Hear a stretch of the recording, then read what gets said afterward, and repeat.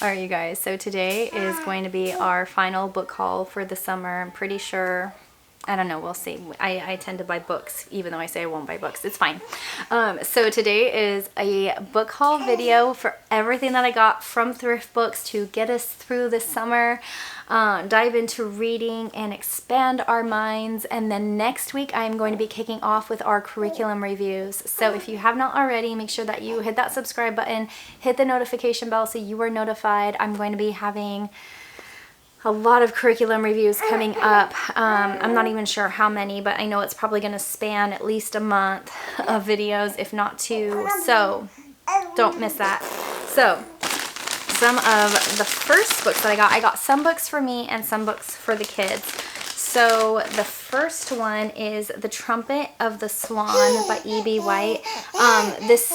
A lot of people have been recommending this, and it's not one that we have in our collection, so I thought that this would be good if you're not familiar with it. It says, Lewis is scared when his father tells him that he's different from other swans.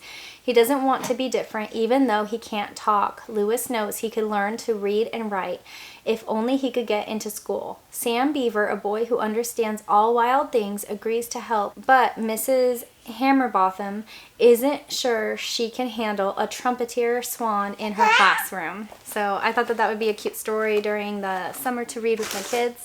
Kind of take it back to some of the classics. The next one that I got is one that I saw on, I think, Rooted Home Life. It's The Sower. It sounded so sweet. It says, The Sower is a book that will sow seeds of its own, seeds of gospel truth. And then this book is beautiful that will help plant the seed of faith in my children and many others. So I thought that this sounded really good. It looked like it had really great pictures.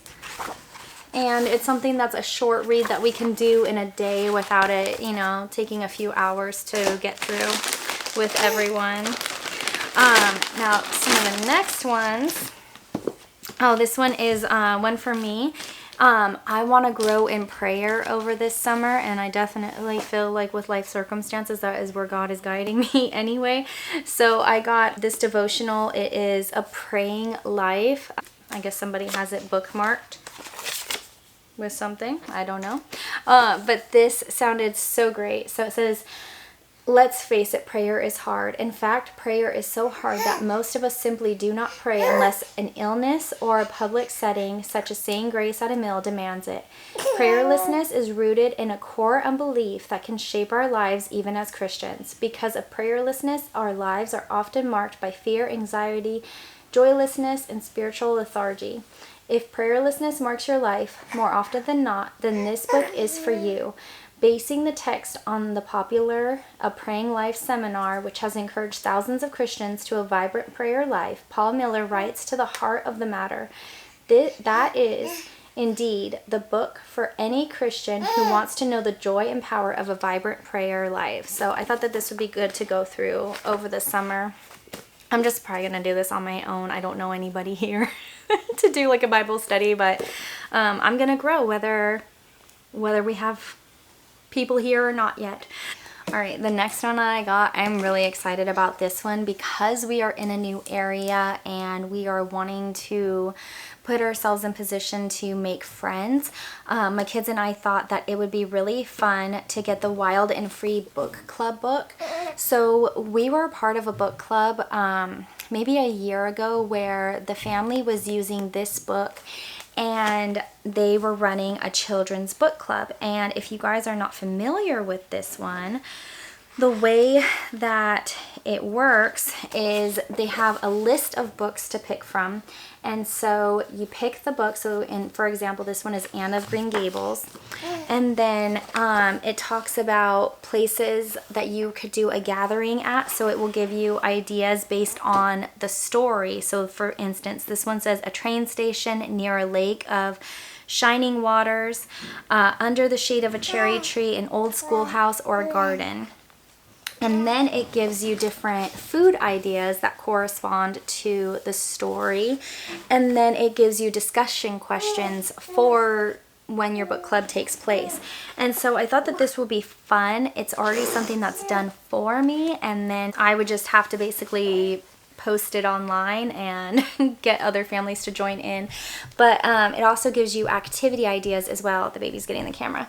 So for this one, it says recite a favorite poem, walk the ridgepole, name your geranium, and then there's party favor ideas.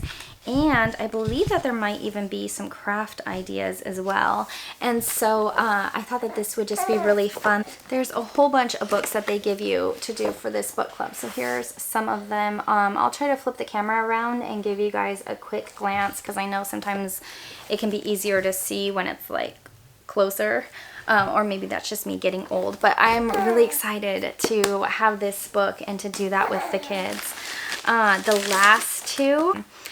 My kids and I love The Mouse and the Motorcycle, and so we saw that Beverly Cleary has a book called Socks, and I thought that this would be fun to read with them over the summer. So it says, watch out, Socks. Socks is one very happy cat. He lives the good life with his nice young owners, Mr. and Mrs. Bricker. They play with him, feed him, and always welcome him with love into their warm laps. Then a new baby arrives. Suddenly, like Charles William is getting all the Brickers' attention. Socks feels left out, and to show it, he starts getting into all sorts of trouble. What will it take to make Socks realize just how much the Brickers care about him? And so I thought that this would be a nice short read. It would be fun for me to read with the kids, and hopefully we enjoy that during the summer. If you guys have read that, let me know down below in the comments. I would love to hear what your thoughts were and if you enjoyed it. All right, and the next Beverly Cleary book that we got is Muggie, Maggie. This one sounded really good as well. So it says, at first, Maggie is just feeling stubborn when she declares she won't learn cursive. What's so wrong with print anyway? And she can easily type on a computer, so why would she need to know how to read those squiggly lines? But soon all of her classmates are buzzing around Maggie's decision, especially after her teacher, Mrs. Leeper, says Maggie's cursive is so sloppy that her name will look like Muggie. With Muggie Maggie ringing in her ears, Maggie absolutely positively won't back down until she's appointed class mail messenger. All of the letters that Mrs. Leeper sends to the office are in cursive, and Maggie thinks they are written about her. But there's only one way to know for sure. So what's Maggie going to do? And so I thought that would be fun, especially since my son is in the middle of learning cursive.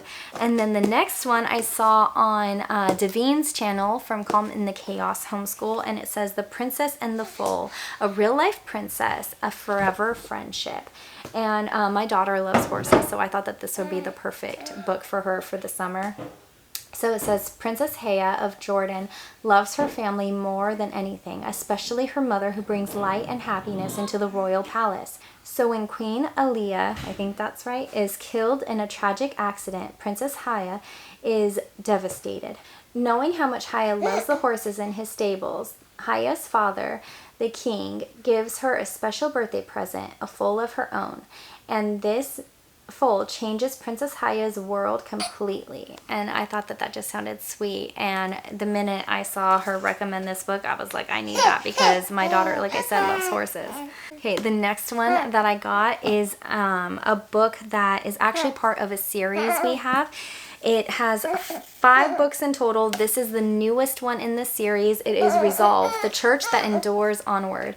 So it says, almost 2,000 years ago, Jesus promised his followers, I am with you always to the end of the age. Those words have become very precious to Christians around the world. Jesus' church is a family that must endure onward. With these pages, we find Christians who have done just that. Whether they make new followers of Jesus, combat evil and injustice, defend the truth of the Bible, or endure intense persecution, these men and women exhibit a faith of deep resolve. And so I'm excited to read that with them. We still have a few books left in the series to read, but I wanted to have the last one. Like I said, they had just released it, and so I just didn't want to forget to grab that for them. And our final book is actually based on a movie and a real-life event. Or maybe they did the book first and then the movie. That makes more sense. But it is Heaven is for Real. And if you guys haven't seen this movie, it is so precious. One of my therapists that I was seeing after I had a miscarriage had recommended this movie, and I was bawling during it, but it's about a little boy's story of his trip to heaven and back, and it is just absolutely precious. So I thought that it would be fun to read the story with my kids. So it says, Heaven is for Real is the true story of Colton Burpo, the 4-year-old son of a small-town Nebraska pastor. After surviving emergency surgery, he began talking about being able to look down and see the doctor operating and his dad praying in the waiting room. He also described being in heaven, seeing God, Jesus, and the Holy Spirit, and meeting long-dead family members. Told by the Father, but often in Colton's own words, the disarmingly simple message of this book is that heaven is a real place, Jesus really loves children, and be ready, there is a coming last battle. And so that is some of our summer reading plans. What all do you guys plan on reading this summer with your kids? Are you just taking the whole summer off of everything? Do you have any reading plans? We have been doing the summer reading club at one of our libraries, and my kids have loved it. So let me know what your plans are. Don't forget to check back next week for the kickoff to the curriculum reviews. If you like this video, don't forget to give me a big thumbs up, hit that red subscribe button, and I will see you guys again later. Bye.